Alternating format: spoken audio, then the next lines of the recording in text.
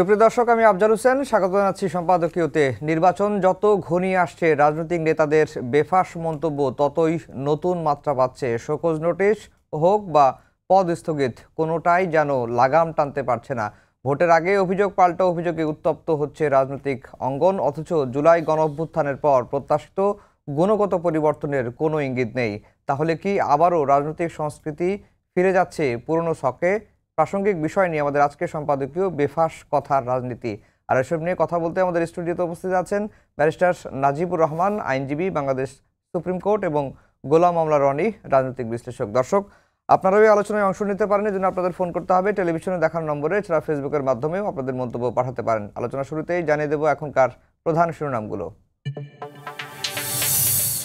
রাজনীতির মাঠে নির্বাচনী হাওয়া। 7 ডিসেম্বর থেকে 6 দিনের দেশ গড়ার পরিকল্পনা কর্মসূচি ঘোষণা বিএনপির। জামাত সহ 8 দলের আন্দোলন রূপ নিচ্ছে গণভোটের প্রচারণায়। তফসিলের প্রথম দিন থেকেই আইন শৃঙ্খলা বাহিনীকে কঠোর হওয়ার নির্দেশ নির্বাচন কমিশনের। জোটে ভোট করলেও দলীয় প্রতীক ব্যবহারের বাধ্যবাধকতা চ্যালেঞ্জ করে রিট। প্লট দুর্নীতির 3 মামলায় শেখ হাসিনার 21 বছরের কারাদণ্ড, জয়পুতুলের 5 বছর। সরকারি সম্পত্তি নিজের নামে নেওয়া রাষ্ট্রের সঙ্গে বিশ্বাসঘাতকতা, পর্যবেক্ষণ আদালতের। সিসিইউতে বেগম খালেদা জিয়া এভার কেয়ারে আছেন। দেশি বিদেশি চিকিৎসকদের নিবিড় পর্যবেক্ষণে। রোগমুক্তি কামনায় শুক্রবার বাদ জুমা সারা দেশে বিশেষ দোয়া। এবং 5টি IMEI নম্বরের বিপরীতে 50 লাখ হ্যান্ডসেট। ব্যবসায়ীদের আপত্তির পরও পেছানো হচ্ছে না মোবাইল নিবন্ধনের কার্যক্রম। বৈধ হবে কিনা জানা যাবে 2 সপ্তাহে। দর্শক, শিরোনাম শুনছিলেন। আমরা আজকের আলোচনার বিষয় দিয়েছি বেফাঁস কথার রাজনীতি। রনি ভাই, আপনাকে দিয়ে আলোচনা শুরু করি। আজকে একটি বক্তব্য খুবই ভাইরাল হয়েছে। শাহজাহান চৌধুরী, কেন্দ্রীয় কর্মপরিষদ সদস্য, বাংলাদেশ জামাত ইসলামীর নেতা, তার 1 মিনিট 40 সেকেন্ডের ভিডিওতে চট্টগ্রামের আঞ্চলিক ভাষায় তিনি বক্তব্য দিয়েছেন। এ সময় তাকে বলতে শোনা গেছে, খবরদার, আমি শাহজাহান চৌধুরী, আমাকে যারা চিনেন না তারা এখনও মাটির নিচে বসবাস করেন। আমার জন্য আল্লাহ আছেন, আল্লাহর মেহরবানি, সূর্য আমার জন্য দাঁড়িয়ে থাকবে। আল্লাহ তাআলা আমাকে এরকম মর্যাদা দিয়েছেন, আপনারা দোয়া করবেন। এখন এটার ব্যাখ্যা কি? মানে প্রথমত হলো যে রাজনীতিতে আধিপত্যবাদ হলো প্রধান মূলধন। ভোটাররা আপনাকে মনে করবে আপনি বটবৃক্ষ, আপনার অনেক ক্ষমতা, এবং আপনার পাওয়ার না থাকলে কেউ ডেকে জিজ্ঞাসা করবে না, নো ওয়ান। এখন যেহেতু এটা রাজনীতির ময়দানে, এখানে পরপর দুটো কন্ট্রাডিকশন ঘটেছে। মানে ফ্যাক্ট হলো যে প্রথম 2024 থেকে 2025-এর এপ্রিল পর্যন্ত, মে পর্যন্ত মনে হয়েছে যে জামাতি দেশটা চালাচ্ছে। আর জামাতের নেতারা ঠিক ওইভাবে একটা আত্মবিশ্বাস নিয়ে তারা সারা বাংলাদেশে তাদের প্রচার কর্মকাণ্ড চালিয়েছে, এবং অনেকটা স্বপ্রণোদিত হয়েই প্রশাসনের যারা লোকজন, এরা জামাতের নেতাকর্মীদের সাথে একটা ভালো ব্যবহার করেছে, অনেকের কথা শুনেছে, সম্মান দিয়েছে। আমাদের যেমন পটুয়াখালী জেলাতে জামাতের সবচেয়ে কম অ্যাক্টিভিটিস, যদি সাতকানিয়া, চট্টগ্রাম, লোহাগাড়ার কথা চিন্তা করেন, কিংবা পাবনাতে ওনার যে এলাকার কথা চিন্তা করেন, সেই তুলনায় পটুয়াখালীতে কোনো সংগঠনই নেই। তো হঠাৎ করে পটুয়াখালী জেলা আমির, আমাদের ইউনিয়ন আওয়ামী লীগের একজন নেতার সাথে কথা বলবেন, জেলা আমির, এটা আমরা গত 20-25 বছরে আমরা কল্পনাও করতে পারিনি। এইরকম তাদের একটা সোশ্যাল স্ট্যাটাস। কিন্তু নির্বাচনের পরে পরিস্থিতি এমন হয়ে গেল যে ডিসিএসপি সেই আমির সাহেবের কথায় চালচলন করছেন। আমাকে একজন এসে বলতেছে যে একটু আপনি আমির সাহেবকে বলে দেন, ডিসি সাহেব তো তার কথায় চলে। তো আপনার রিয়ালিটিটা কোন পর্যায়ে চলে গিয়েছিল? পটুয়াখালীর অবস্থা যদি এরকম হয়, তা পাবনার অবস্থা কী ছিল, মানে চট্টগ্রামের অবস্থা কী ছিল? কিন্তু এই বিএনপির দেখা গেল যে প্রার্থী ঘোষণা করার পরেই নির্বাচনের যে মাঠ, এটা এলোমেলো হয়ে যায়। আবার কিছু কিছু এলাকাতে দেখা গেল যে বিএনপির নেতাকর্মীরা যারা চাঁদাবাজি করছে, তো চাঁদাবাজি করছে, দখলবাজি করছে, তাদের সঙ্গে আবার পুলিশ বা যেটা সিভিল অ্যাডমিনিস্ট্রেশনে যারা দুর্নীতিবাজ আছে, তাদের সঙ্গে একটা অটোমেটিক স্বয়ংক্রিয় বন্ধুত্ব হয়ে গেছে। তো বন্ধুত্ব হওয়ার পরে এই যে 10 মাস বা 7-8 মাস জামাতের সাথে যে সম্পর্কটা ছিল ওটা রিভার্স হয়ে গেল। কারণ জামাত এখন যদি সে চাঁদা কালেকশন না করে, চাঁদা না দেয়, তাহলে ওই চাঁদাবাস যে কর্মকর্তার লোকজন আছে ওখানে যেটা গ্রুপ আছে, হুন্ডা গুন্ডার যে গ্রুপ আছে, সেখানে আসলে তারা দাঁড়াতে পারবে না। এটাই রাজনীতির একটা স্বাভাবিক যেগুলো বৈশিষ্ট্য।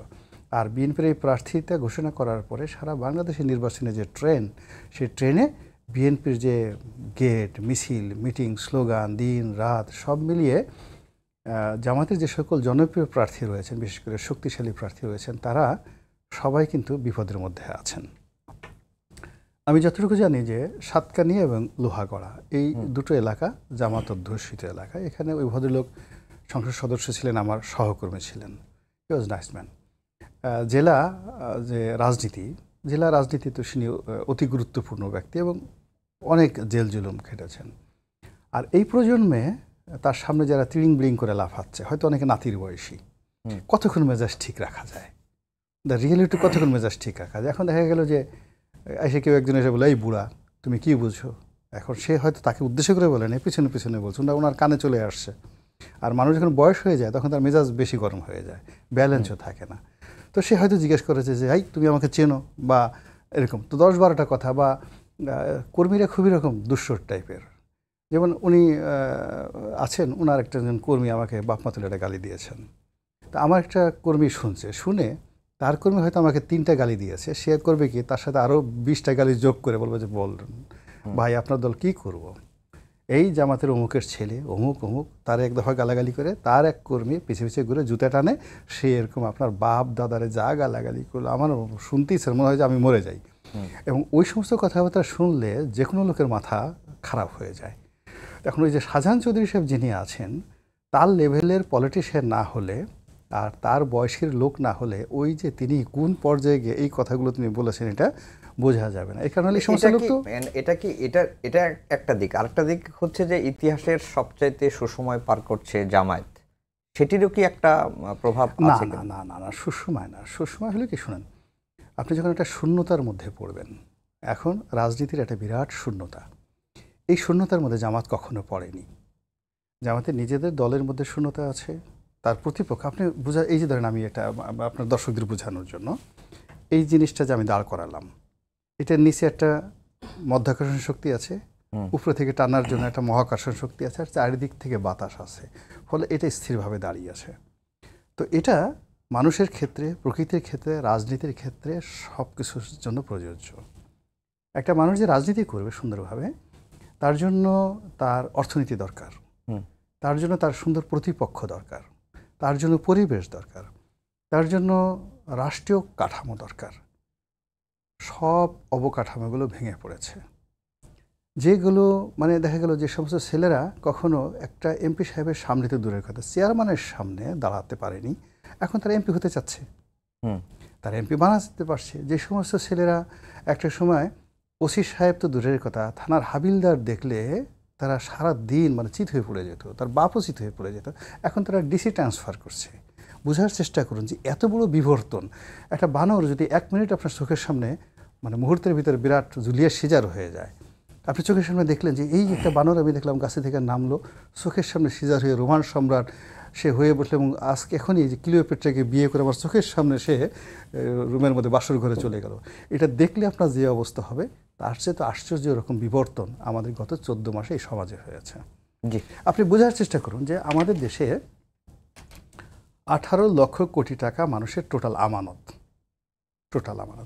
সেখান থেকে 3.5 ভাগ মানে 6.5 লক্ষ কোটি টাকা এই আমানত খেলাপি ঋণ হয়ে গেছে, যেগুলো আর আপনি পাবেন না। এর মধ্যে আপনার যদি ব্যাংকে 100 টাকা জমা দিয়ে থাকেন, 30 টাকা ওরা খেয়ে ফেলেছে। এই 30 টাকা আপনাকে কীভাবে ব্যাংক দেবে, রাষ্ট্র কীভাবে দেবে? আপনি একবার চিন্তা করতে পারছেন? যেখানে বাংলাদেশ ব্যাংকের রিপোর্ট, এবং এটা গত 1 বছরে 3.5 লক্ষ কোটি টাকা শুধু খেলাপি ঋণ বেড়েছে। বাংলাদেশ ব্যাংক যেটা বলছে যে আওয়ামী লীগ জমানাতে অনেকগুলো গুপ্ত ঋণ ছিল যেগুলো তারা প্রকাশ করেনি, একটা কাগজে কলমে রেখেছে। ঘটনা যদি তাই হয়, আগামী 1 বছরে যদি 6 মাসে যদি আরও 2-3 কোটি 2 লক্ষ কোটি টাকা এভাবে খেলাপি ঋণ বেড়ে গিয়ে যদি এটি 8.5 লক্ষ কোটি টাকা হয়ে যায়, আপনি নিশ্চিত থাকেন যে একটা দুর্ভিক্ষ, একটা মহামারী, একটা যাকে বলে যেটাকে মাতসান্যায় বলা হয়, এটা আমাদের সমাজের জন্য অনিবার্য। জি, তো রনি ভাই, সেখানে আপনার কাছে শাহজাহান সাহেবের কথাই বলি, উনি টুপি খুলে নিজের হাতে নিজে কামড় দিয়ে নিজের মাংস ছিঁড়ে ফেলে নাই, এটি তো ভাগ্য ভালো এখন পর্যন্ত। জি, I should thank him. Najib ভাই, আপনার কাছে আসতে চাই। আপনি জামায়াতের একজন এমপি প্রার্থী আগামী নির্বাচনে, এবং শাহজাহান চৌধুরী যে বক্তব্যটা দিয়েছেন সেই বক্তব্যের আপনার প্রতিক্রিয়াটা জানবো বা আপনার মতামতটা জানবো। একই সঙ্গে প্রশ্নটা হচ্ছে, জামায়াত তো একটি সুসংগঠিত ফোর্স, এবং জামাত যত আমরা রিসেন্টলি দেখতে পাচ্ছি জামাত যত লিবারেল ডেমোক্রেটিক ধারায় ফিরতে যাচ্ছে, তখনই তৃণমূল পর্যায়ে নানা রকম বেফাস মন্তব্যগুলো আসছে। এর আগে তো আমরা ওরকম খেয়াল করিনি, এখন রিসেন্টলি দেখছি। এটি কেন হচ্ছে? এই যে ক্ষমতা, যেটা আমি রনি ভাইকে প্রশ্ন করেছিলাম, যে জামাত এখন সবচাইতে বেশি সুসময় পার করছে, ক্ষমতার একটা অহমিকা কি জামাতের মধ্যে চলে এসেছে কিনা, নেতাদের মধ্যে চলে এসেছে? এটা আমি অহমিকা বলতে নারাজ, কারণ রনি ভাই কিছুটা বিশ্লেষণ করেছেন। প্রথম দিকে হয়তো কিছুটা প্রশাসনের মধ্যে একটা ছিল, আমি বলবো সিম্প্যাথি বেশি ছিল তা ভয়ের চাইতে। এতদিন নির্যাতিত একটা দল, কিছু কথা আমি বলবো না যে শোনেনি, অবশ্যই শুনেছে। আমাদের রিকোয়েস্ট, কিছু লেজিটিমেট রিকোয়েস্ট থাকলে শুনেছে, কিন্তু প্রশাসনে প্রভাব খাটানো, সেভাবে জোর জবরদস্তি করা, চাঁদাবাজি করা, এইগুলার কিন্তু আমাদের সেরকম অভিযোগ আমাদের দিকে সেভাবে ওঠেনি। এখন বেফাস মন্তব্য নিয়ে যদি বলতে বলেন, এখানে কয়েকটা দিক আছে। এখন সোশ্যাল মিডিয়ার যুগ, একটা কথাকে আপনার আগে পিছে কাটপিস করে অনেক কিছু বানানো যায়। আমি শাহজাহান চাচা যেটা বলেছেন, আমি এন্টায়ারলি ডিফেন্ড করছি না ওনাকে, কিন্তু কথার কনটেক্সটগুলো কিন্তু কোথাও আসছে না, এবং মিসকোটিং কিন্তু হচ্ছে। এই যে লাস্ট যেটার কথা বললেন, এই যে সূর্য আমার জন্য দাঁড়িয়ে থাকে, এই কথা কিন্তু তিনি বলেননি। এটা চিটাগাংয়ের ভাষায় বলছেন, প্রথম আলোতে এটা এভাবে লিখছে, ট্রান্সলেট করছে, কিন্তু আমি কয়েকবার শুনলাম। এটা আমার কাছে যেটা মনে হয়েছে, চিটাগাং ভাষার এক্সপার্ট আমি না, রনি ভাই বলতে পারেন। কিন্তু এখানে আমি যেটা বলি, উনি যেটা যারা পাঠিয়েছে তারা চিটাগাংয়ের রিপোর্টারই তো পাঠিয়েছে, আমি এটা শোনেন আপনি, এখানেও আপনি শুনতে পারেন। সেখানে বলছে সূর্য রেখে সাক্ষী রেখে, সূর্যকে রেখে আল্লাহ দেখাই দিবে, এই ধরনের কথার এটা মিনিংটা। এখানে আরও অনেক কথা উনি বলছেন। আচ্ছা, আমি গত 16 বছরে 9 বছরই আমি যে জেলে ছিলাম, আমি বাড়ি করি নাই, আমি কোনো জমি করি নাই, আমি যখন এমপি ছিলাম আমি কোনো সরকারি প্লট নেই নাই, এই কথাগুলো কিন্তু হাইলাইটেড হচ্ছে না। হাইলাইট হচ্ছে যেটা দরকার। এখানে যেটা বড় ধরনের একটা আপনার হচ্ছে, ষড়যন্ত্র হচ্ছে। আগে দেখেন, বিএনপি জামাত বলে কিন্তু একটা নেগেটিভ তৈরি করা হতো, কিংবা জামাত বিএনপি বেশি বলতো। এটার কারণ ছিল বাংলাদেশের রাজনৈতিক বিভাজনটা তৈরি করার জন্য। এখন দেখেন সেই সেম জিনিসটা হচ্ছে, যেহেতু আওয়ামী লীগ নেই, ঘোলা পানিতে মাছ শিকার করার জন্য স্বার্থান্বেষী মহল জামাত এবং বিএনপির মধ্যে কিন্তু একটা রাজনৈতিক দ্বন্দ্ব সৃষ্টি করার পায়তারা করছে।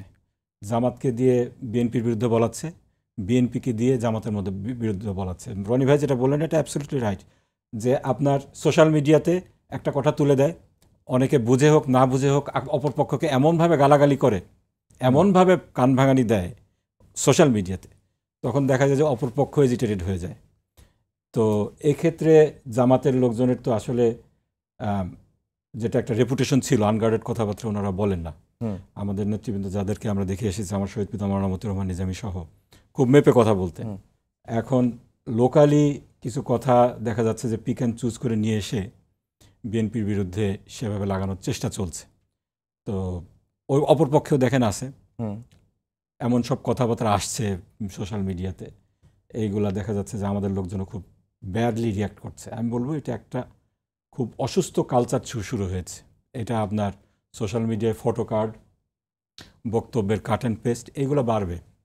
আমার যেটা মনে হয়, আমি আরেকটা টকশোতে বলেছি, শাহজাহান চাচা যেটা বলেছেন, ওনাকে আমি রেসপেক্ট করি আব্বুর কলিগ হিসাবে, একজন সৎ রাজনীতিবিদ হিসাবে, একজন নির্যাতিত রাজনীতিবিদ হিসাবে ওনাকে শ্রদ্ধা করি।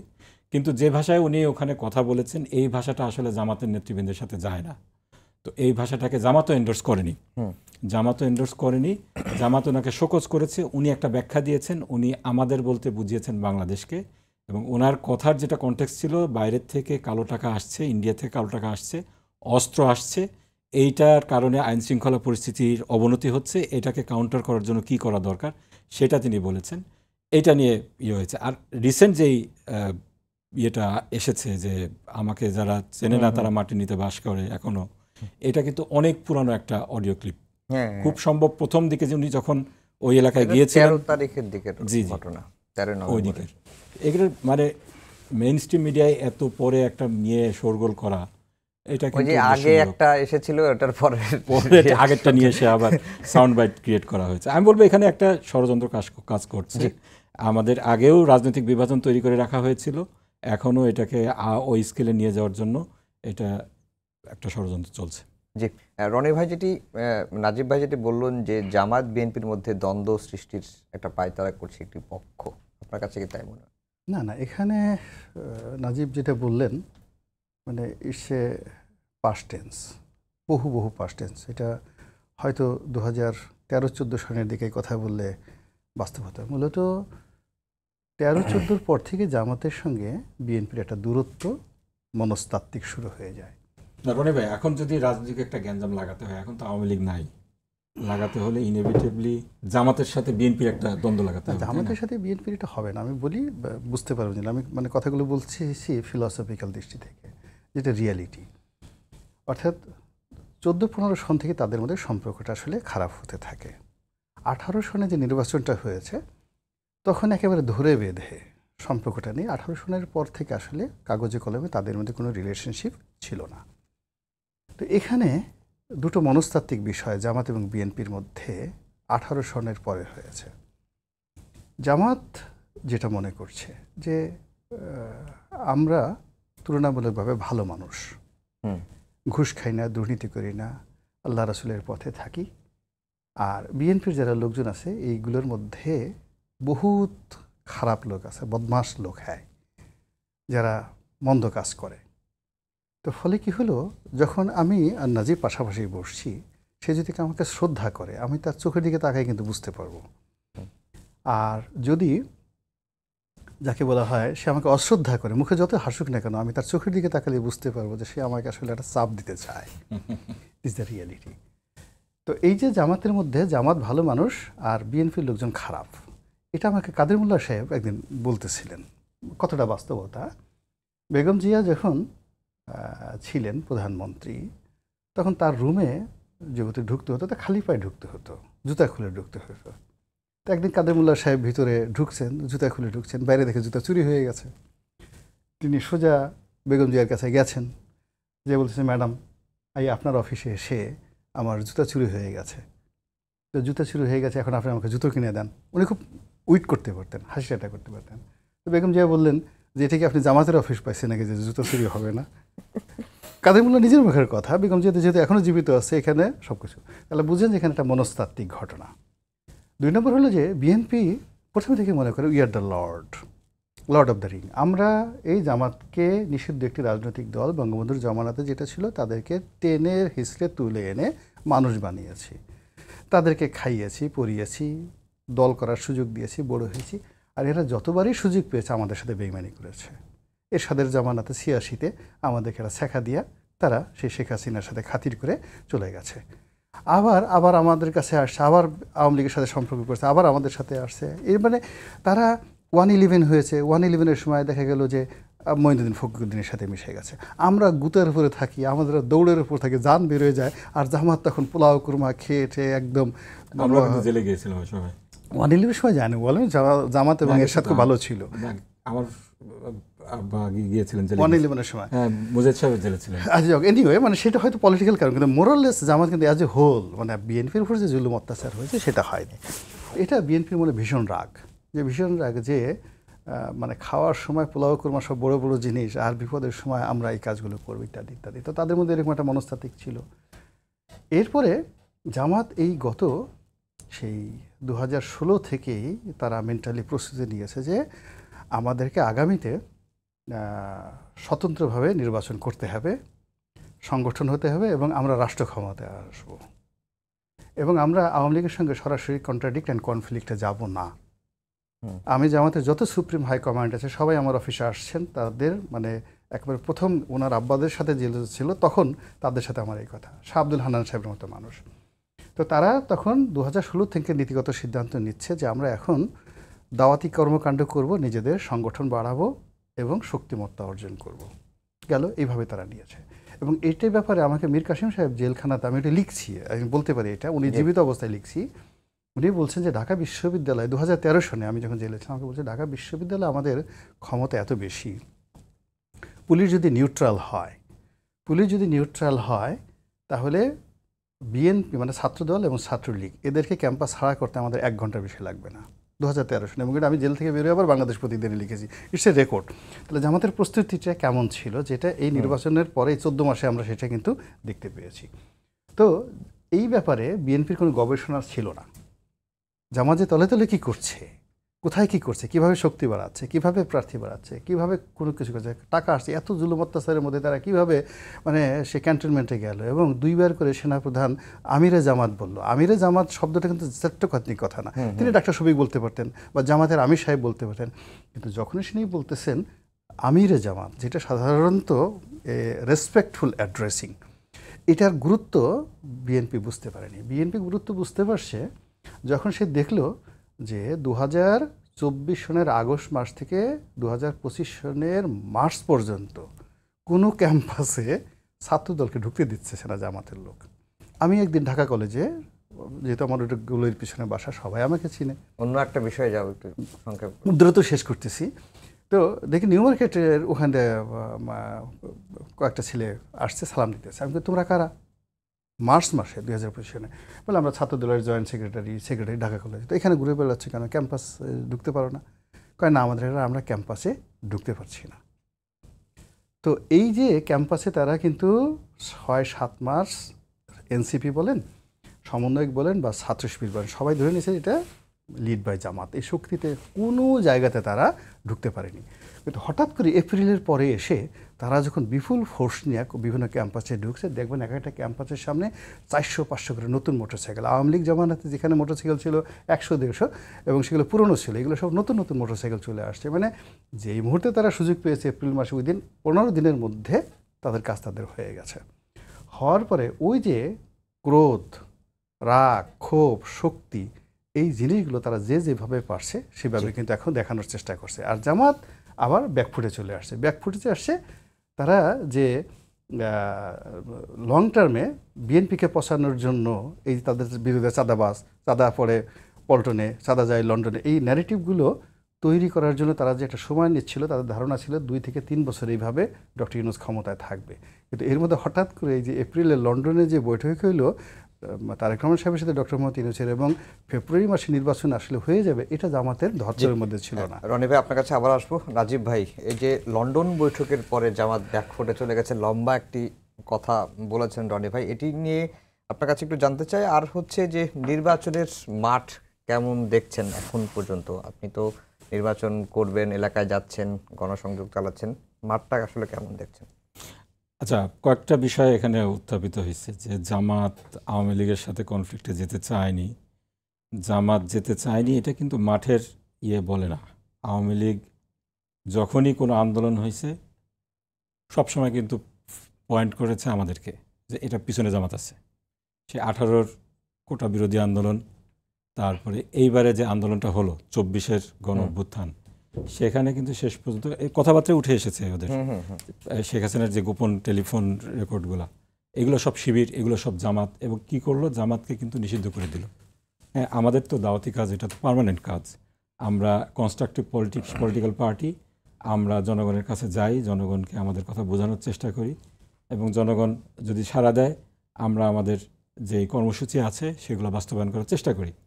এখন কথা হলো, 24-এর গণ অভ্যুত্থানের পরে কিন্তু সকলেই ধরে নিয়েছিল পরবর্তীতে যদি ইলেকশন হয় সেক্ষেত্রে বিএনপি ক্ষমতায় আসবে। কিন্তু আনফর্চুনেটলি আপনার বিএনপির যে কর্মকাণ্ড, এর কারণে মানুষ কিন্তু ক্ষুব্ধ হয়ে বিকল্প খোঁজা শুরু করেছে। রনি ভাই যেটা বললেন যে কলেজ ক্যাম্পাসগুলো, বিশ্ববিদ্যালয় ক্যাম্পাসগুলো আমরা দখল করেছি, দখল কিন্তু করা হয় নাই। ছাত্রদল নির্বিঘ্নে সব জায়গায় কাজ করেছে। শিবির কোনো জায়গায় ছাত্রদলকে কোনো কিছু করতে বাধা দিয়েছে, রাজনৈতিক কোনো কর্মকাণ্ড, এটার কিন্তু কোনো রেকর্ড পাবেন না। ঢাকা ইউনিভার্সিটিতে তো ছাত্রদল বিপুল বিক্রমে কাজ করেছে। প্রথম দিকে ওই সাধারণ ছাত্রীর ছাত্রদের ব্যানারে ছাত্র রাজনীতি, হ্যাঁ ওটা তো নিষিদ্ধের আপনার সাধারণ দাবিগুলো ছাত্রদের একটা ইয়ে ছিল যে এই সাধারণ ছাত্রদের ব্যানারে যে এই ঘটনাগুলো ঘটেছে আপনার হলগুলোতে আবার সেই দলীয়করণ এগুলোর বিরুদ্ধে তারা উচ্চকিত হয়েছে, সেক্ষেত্রে সেটাকে তো আপনি শিবিরের কর্মসূচি বলে বলতে পারেন না না। পরে পরে দেখা গেল যে তারাই আসলে শিবিরের হিসেবে আত্মপ্রকাশ করেছে, এরকম ঘটনা ঘটেছে নাজিব ভাই? না এটা তো আপনার তাহলে তো বলতে হবে যে আমাদের যে গণঅভ্যুত্থান হয়েছে সবটাই শিবির করেছে, আপনি কি সেটা বলবেন? না, সেটা তো সব দলেরই সব দলেরই সেখানে স্টেক ছিল, এক্স্যাক্টলি। তো এখানে ওইটা একটা বিষয়। তারপরে আপনার আমি যেটা বলছিলাম আপনার বাংলাদেশে একসময় এই জামাত বিএনপি বলে একটা দলকে দুইটা দলকেই আসলে যেভাবে কর্নার করা হতো, এখন কিন্তু এই ট্যাগিংটা হচ্ছে জামাত সহ ইসলামী দলগুলোকে। এইটা আমি যেটা বলছি যে এটাকে রাজনীতিভাবে বিভাজিত করে জনগণকে, এটা একটা পক্ষ ঘোলা পানিতে মাছ শিকার করার চেষ্টা করছে, যার কারণে আপনার এইগুলা দেখছি আমরা। তৃতীয় যে বিষয়টা আমি বলতে চাচ্ছিলাম যে এই লন্ডনের বৈঠকের আগে কিন্তু কিছু কনটেক্সট আছে। একটা সময় কিন্তু দেখা গেল সেনাবাহিনীর সাথে যখন একটা ডিস্টেন্স হয়ে গেল ইউনূস সরকারের, তখন কিন্তু ইউনূস অনেকটা পদত্যাগ করে ফেলছেন, এরকম একটা রিউমার চলে আসছিল। তখন আপনার ক্যাটাগরিক্যালি প্রত্যেকটা রাজনৈতিক দলের সাথে যখন বৈঠক হলো, আমাদের বাংলা জামাত ইসলামীর আমির ডক্টর শফিকুর রহমান নির্বাচনের যে টাইম ফ্রেমটা ছিল, সালাউদ্দিন সাহেব বলছিলেন ডিসেম্বরের মধ্যে নির্বাচন হতে হবে, বিএনপিরও সেই কথা ছিল। আমাদের যখন আমাদের ওপিনিয়ন জানতে চাইলেন, তখন আমরা বললাম যদি ইলেকশন হতে হয় তাহলে রোজার আগে হওয়াটাই বাঞ্ছনীয়, তারপরে রোজা আসবে, রোজার পরে কোরবানি আসবে, তারপরে বৃষ্টির সিজন শুরু হয়ে যাবে, ইলেকশন কিন্তু সে সময় হবে না। এবং ডক্টর শফিকের যে তৎপরতা ছিল, সে তৎপরতার কারণেই কিন্তু কনস্ট্রাকটিভ তৎপরতার কারণেই সেই সময় জাতি কিন্তু একটা ডিজাস্টার থেকে রক্ষা পেয়েছিল। ইলেকশনের একটা রোড ম্যাপ কিন্তু সে সময় আমরা দেখেছি। তার পরবর্তীতে আনফর্চুনেটলি তত্ত্বাবধায়ক সরকারের একটা অংশ, যাদেরকে বিএনপি খুব পরিকল্পিতভাবে টার্গেট করেছিল, তারা দেখলো তাদেরকে যদি এই আক্রমণ থেকে রক্ষা পেতে হয় তাহলে বিএনপির সাথে তাদের সম্পর্ককে উন্নয়ন ঘটাতে হবে। এবং সেই সুনির্দিষ্ট একজন উপদেষ্টা লন্ডনে যে এই বৈঠকের ব্যবস্থা করলেন। একটা রাজনৈতিক দলের সাথে কিন্তু দ্বিপাক্ষিক কোনো কিছুতে সরকার যেতে পারে না, এটা এমন হয়ে গেছে দুটো রাষ্ট্রের মধ্যে একটা সংলাপের মতো হয়ে গিয়েছে। বৈঠক হয়েছে, তারপরে বের হয়ে যৌথ প্রেস কনফারেন্স, এই জিনিসটা কিন্তু বাংলাদেশের অন্য কোনো রাজনৈতিক দলের সাথে সরকার করেনি। অতীতেও তত্ত্বাবধায়ক সরকার যেগুলো এসেছিল তারাও করেনি। এইটা একটা স্ট্রং মেসেজ কিন্তু গিয়েছে যে এই গভর্নমেন্ট বিএনপির কাছে ক্ষমতা হস্তান্তর করতে যাচ্ছে, এরকম একটা রং মেসেজ কিন্তু গিয়েছে, যার সকলেই ক্রিটিসিজম কিন্তু অন্য সকল রাজনৈতিক দলগুলো থেকে এসেছে। এবং আমি বলবো না জামাত তার কারণে ব্যাকফুটে গিয়েছে। তারপরে যখন ইলেকশনগুলো হলো জাতীয় ইউনিভার্সিটিগুলোতে, সেখানে কিন্তু রেজাল্ট যেটা দেখা যায় যে আমরা ব্যাকফুটে বরং যাইনি, আমরা কিন্তু অনেক দূর এগিয়ে গেছি। আমি যেটা বলবো যে বাংলাদেশে যদি হেলদি একটা পলিটিক্যাল কালচার ডেভেলপ করতে হয় তাহলে রাজনৈতিক দলগুলোর মধ্যে একটা পর্যায়ের সমঝোতা লাগবে। আজকে ডক্টর তাহেরকে, উনি অসুস্থ, ওনাকে দেখতে মির্জা ফখরুল গিয়েছিলেন। আমরা ম্যাডাম অসুস্থ, বেগম খালেদা জিয়া, দুইবারের প্রধানমন্ত্রী, 3 বারের প্রধানমন্ত্রী, বর্ষিয়ান রাজনীতিবিদ, মজলুম রাজনীতিবিদ, ওনার জন্য আমরা দোয়ার আয়োজন করছি। এই পজিটিভ জিনিসগুলো কিন্তু আছে, ওইগুলো আলোচনায় না এসে মিডিয়াতে কিন্তু যেগুলো আলোচনায় আসছে সেইগুলো হলো শাহজাহান সাহেবের বক্তব্য, অ্যাডভোকেট ফজলুর রহমান সাহেবের বক্তব্য, এবং এটা কিন্তু টার্গেটেড। জি রনি ভাই, আজকে আসিফ মাহমুদ সজীব ভুঁইয়া একটি কথা বলেছেন যে শুধু আমরা দুজনই ছাত্র উপদেষ্টা নয়, আরও যারা সরকারের সঙ্গে বিভিন্নভাবে জড়িত আছেন কেউ কেউ নির্বাচন করবেন, এমন কথাও তিনি শুনছেন। মানে এর বাইরে দুইজন উপদেষ্টা, ছাত্র উপদেষ্টার বাইরে আর কে নির্বাচন করার ইচ্ছা প্রকাশ করতে পারে বলে আপনার মনে হয়? আমার আসলে যে সকল ছাত্র উপদেষ্টা ক্যাবিনেটে আছেন তাদেরকে নিয়ে কোনো কথা বলা আসলে আমার রুচির মধ্যে পড়ে না, আমি কখনো বলি না। মানে এদেরা সবাই আমার ছেলের চাইতে অনেক বয়সে ছোট, তাদের অভিজ্ঞতা বা এই 14 মাসে তাদের পারফরমেন্স দেখে মানে আমার কাছে মনে হয় না যে একটা পলিটিক্যাল অ্যানালিস্ট হিসেবে একটা জাতীয় মিডিয়াতে নিয়ে তাদের কোনো বক্তব্য নিয়ে আলোচনা করা উচিত। ওই পর্যায়ে তারা এখনও পৌঁছায়নি। ফলে তারা কি বললো বা না বললো ওইগুলো নিয়ে যে মিডিয়াগুলোতে আমরা আলোচনা করছি, এটা বলতে গেলে আমাদের একটা পলিটিক্যাল ইনস্ট্যাবিলিটি এবং আমাদের একটা ইম্যাচিউরিটি।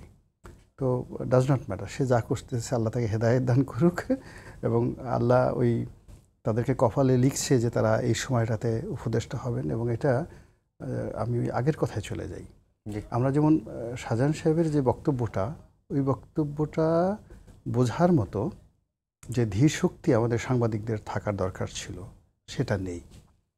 উনি যেটা বোঝাতে চেয়েছিলেন যে আল্লাহ রাব্বুল আলামিন যখন কোনো একটা মানুষকে সম্মানিত করতে চান তখন প্রকৃতিগতভাবে তাকে একটা প্রোটেকশন দেওয়া হয়, সূর্য তাকে ছায়া দেয়, গাছের নিচে যদি একজন সম্মানিত মানুষ দাঁড়ায় গাছ দুলতে থাকে, এটা প্রকৃতিতে আছে, ধর্মে আছে, সব জায়গাতে আছে। তো উনি সেটার উদাহরণ দিয়ে বলতে চেয়েছেন যে আমার সততা, আমার কর্ম এমন একটা জায়গাতে আছে যে সেই কর্মের কারণে I am protected by the almighty Allah. এর বাইরে উনি কোনো কিছু বলতে পারেন, এটাই হলো তার বক্তব্য। আর যারা ধরেন এখানে একটু গ্রিং লাগাতে চায় যে উনি এই কথাগুলো বলছেন, এটার সাথে শিরক আছে, বিদআত আছে, তো এটার কথা বলে উনি অহংকার প্রকাশ করতে চাচ্ছেন, জামাতের হইলটা কি, এই কয়দিন আগে তারা দৌড়াদৌড়ি করছে পালানোর জন্য, আর এখনই চোখ গোল গোল করে বিভিন্ন মানুষকে 33 ব্যাটারির যে একটা পাওয়ারফুল ব্যাটারির মধ্যে মানুষকে টর্চ লাইট মারতেছে, এটা কি ধরনের কথা? মানে আমাদের কতগুলো মানুষের ইগো আছে। চোখের পানিতে, হ্যাঁ, যাক আমি শুনি নাই ওনার কথা, আমার কাছে আমার কাছে মনে হয়েছে একজন মানুষ এভাবে বলতে পারে। যেমন দেখেন ওই যে আরেকজন আছে আমির হামজা, এখন আমির হামজাকে নিয়ে, রেশমিকা মান্দানাকে নিয়ে যেই ধরনের ট্রল হচ্ছে, যে অ্যাজ ইট ইজ মনে হয় যে রেশমিকা মান্দানাকে বিয়ে করার জন্য আমির হামজা পাগল হয়ে গেছে। কিন্তু ব্যাপার হলো তিনি যে জিনিসটা বোঝাতে বলতেছে যে এই সময়তে সারা ওয়ার্ল্ডের একটা প্রিটিয়েস্ট ফেস, তার দিকে যদি আপনি তাকান আপনি বুঝতে পারবেন যে আল্লাহ কত সুন্দর করে একটা মানুষ তৈরি করতে পারেন। আমি তার ভাষণটা শুনছি, এখন এটা স্মরণ করার মতো না। এই যে উনি একজনের প্রশংসা করলেন, এই প্রশংসা কিন্তু ইসলামে বৈধ এবং এটা সুন্নত। আল্লাহ রাসূল এরকম, আপনি একটা ভালো পুরুষ বা নারী আল্লাহ সুন্দরভাবে তৈরি করেছেন, একটা ফুল তৈরি করে আপনি তাকাই থাকবেন, তো ওটা আমরা হজম করতে পারিনি। আমাদের ঘটনা হলো যে আমি রেশমিকা মান্দানিকে এত ভালোবাসি, আমির হামজার এত সাহস হইল সে ওয়াজ করে, হুজুরগিরি করে, সেই কারণে নায়িকাকে নিয়ে প্রশংসা করে। আরও বিষয়গুলো তো মানে সবই তো আমরা দেখলো পাই সামাজিক যোগাযোগ মাধ্যমে আসে, যেরকম যে জামাত দাঁড়িপাল্লাই ভোট না দিলে ইমান থাকবে না, তারপরে রোজা, হজ, জাকাতের মতো ইমাম নির্বাচন করাটাও ফরজ, নানান বিষয়গুলো আসে। এগুলোর ব্যাখ্যা কি? এগুলোর ব্যাখ্যা হলো এটা আমাকে বলার একটু সুযোগ আমি বলি, এগুলো রাজনৈতিক কথা। ফার্স্ট থিং হলো যে রাজনীতির ময়দানে প্রত্যেকটা রাজনৈতিক দলই এমন সব কথাবার্তা বলে, এখন সামাজিক মাধ্যমে আসার কারণে না আমরা ওইগুলো বিশ্লেষণ করি। মঞ্চে দাঁড়িয়ে মাইক পেলে প্রতিপক্ষকে দমন করার জন্য, ভোটারদেরকে মানে খুশি করার জন্য অনেক বক্তা চোখে পানি, মানে পিয়াস চোখে লাগিয়ে এমন কান্নাকাটি করে যে আমার আর দুটো ভোট ভিক্ষা দেন, আর জীবনে আমি করবো না, আমার জীবনের শেষ, আমি আর বাঁচবো না, 80 বছর বয়সে আমার কয়দিন, মানে এটা হলো আমাদের দেশে একটা ট্রেডিশনাল রাজনীতি। আর ট্রেডিশনাল রাজনীতিতে যেখানে ধর্মপ্রাণ মানুষ আছে, অনেক সময় দেখা যাচ্ছে হিন্দু সম্প্রদায়ের লোকের ওখানে গিয়ে, সেখানে গিয়ে দেখা গেল মুসলমান একজন লোক গিয়া হরিবল বলছে, নমস্কার জানাচ্ছে। হিন্দুরা আবার একজন দেখা গেল দাড়ি টুপিওয়ালা মানুষ, তাকে উলুধ্বনি দিয়া বরণ করেছে। ইটস এ কালচার, ইটস আমাদের একটা সংস্কৃতি, এর সঙ্গে ধর্মের কোনো যোগাযোগ নেই। তো আমাদের বুঝতে হবে যে এখানে আমরা যাকে বলা হয় রাজনীতি করতে নেমেছি। এখন যারা রিপোর্ট করছেন সাংবাদিক থেকে শুরু করে, তারা এই পলিটিক্যাল যে কালচারটা আছে সেই কালচারটা বাদ দিয়ে তারা শুধুমাত্র জামাত সারাদিন জিকির করবে লা ইলাহা ইল্লাল্লাহ, আল্লাহু আকবার, আল্লাহু আকবার, মনে করছে তারা কেন উলুধ্বনি শুনবে। আবার যারা আওয়ামী লীগের যারা লোকজন আছে, তারা যদি আবার এই সালাউদ্দিন সাহেব একটু ওই যে মাদ্দা জিল্লুল আলী বলতে গেছেন, নাহমাদুহু ওয়া নাস্তাইনু বলতে গেছেন, তো এই জামাতের যারা লোকজন আছে, যারা ধর্মপন্থী, তারা বলছে ওনার কি আর কোনো কাজ নাই, ভালো করে আরবিও শিখে নাই ঠিক মতো, এখানে লাহারনে জনই হয়ে গেছে, এইটার উচ্চারণ ঠিক মতো হয় না, এ তো জান্নাতে মানে দোজকে যাবে, কনফার্ম শিওর দোজকে যাবে। তো এইগুলো হয় কি, সে পলিটিক্যাল আক্রমণ, একে অপরকে ছোট করার জন্য, এবং এটাই একটা সৌন্দর্য। এই আলোচনা আছে বলেই তো টকশো আছে, নাহলে তো আমরা থাকতাম না এখানে। নাজিব ভাই যেটি বলতে চেয়েছিলেন আপনি? না, আসলে দেখেন এই দুইটা জিনিস কিন্তু ডিফারেন্ট। আপনার ওয়েস্টার্ন কনটেক্সটে আপনি যদি বলেন, ওয়েস্টার্ন কনটেক্সটে রাজনীতি এবং ধর্ম কিন্তু আলাদা, সেখানে দুইটার সাথে মিক্স করার সেকুলার সিস্টেমে এটার কোনো সুযোগ নেই। বাংলাদেশে সেকুলারিজমের কনসেপ্টটা কিন্তু সেভাবে অ্যাপ্লিকেবল হয় না। বাংলাদেশে যারা ধর্মভিত্তিক রাজনীতি করেন তাদের অবশ্যই তারা তো ধর্মীয় বিষয়টাকে আনবেনই, কারণ তারা তো আদর্শ ভিত্তিক রাজনীতি করেন, আদর্শিক কথাগুলো তাকে বলতেই হবে। আপনার ভোটের কথাই যদি বললেন জান্নাতের টিকিট বিক্রি করার তো এখানে কিছু নেই। টিকিট মানে কি, আমি আপনাকে একটা কিছু দিচ্ছি, আপনি ওইটা নিয়ে জান্নাতে যাবেন, এই তো। ভোটের বিষয়টা কিন্তু টিকিট বিক্রির মতো না। আমি যেটা বলি সবসময় আমার ভোটারদেরকে, যে ভোটটা একটা আমানত, এটাতে কিন্তু অস্বীকার করার কিছু নেই। বিএনপির বন্ধুরাও এটাকে অস্বীকার করতে পারবেন না, রনি হয়তো কিছু বলতে পারবেন। ভোটটা একটা আমানত, এবং আল্লাহ তাআলা কোরআনে সূরা নিসায় ক্যাটাগরিক্যালি যেটা বলছেন, ইন্নাল্লাহা ইয়া'মুরুকুম আন তু'আদ্দুল আমানাতি ইলা আহলিহা, যে আল্লাহ নির্দেশ করছেন যে তোমাদের উপরে যে আমানতটা দেওয়া হয়েছে এটা যথাযথ স্থানে তোমরা পৌঁছাবে। এবং এই আয়াতের উপর ভিত্তি করে ইসলামের রাজনীতির উপরে ইবনে তাইমিয়া একটা বই লিখেছেন।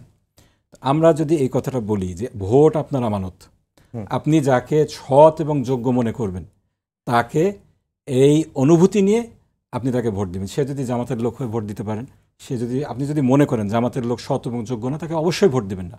কারণ তার কর্মকাণ্ড, আপনি যদি তাকে জেনেই থাকেন সে ভালো লোক না, তারপরে ভোট দেন, তারপরে সে যদি খারাপ কাজ করে তার দায় দায়িত্ব তো আপনাকে নিতে হবে, এবং এই জবাবদিহিতা আপনাকে আল্লাহর কাছে করতে হবে। সেখানে যে যদি জবাবদিহি ঠিকমতো করতে না পারেন, ঠেকে যান, আল্লাহ না করুক, তো জাহান্নামের রাস্তা তো ক্লিয়ার হয়ে যাবে। এই কথাগুলো বলাটা কিন্তু দোষের কিছু না। দোষের হলো আপনি যখন, একটা হলো ধর্মভিত্তিক রাজনীতি, আর একটা হলো ধর্মকে রাজনীতিতে ব্যবহার করা। আপনি সেকুলার রাজনীতিতে বিশ্বাস করছেন, আপনি বলছেন যে আপনি সেকুলারিজমে বিশ্বাসী, ধর্মের সাথে রাজনীতিকে আপনি মিলাতে চান না, তারপরে আপনি বলছেন লা ইলাহা ইল্লাল্লাহ, নৌকার মালিক তুই আল্লাহ। এইখানে হয়ে যাচ্ছে দ্বিচারিতা, হিপোক্রেসি। এইটা আপনার ঠিক না।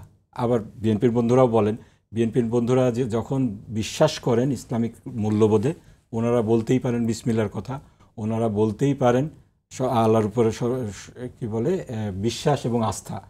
কিন্তু যদি ওনারা একমুখে বলেন যে রাষ্ট্রের কোনো ধর্ম নেই, আমরা ধর্মের সাথে রাজনীতিকে মিশিয়ে ফেলি না, আলাদা করছি, তখন কিন্তু এই স্লোগান ওনাদের মুখে মানায় না।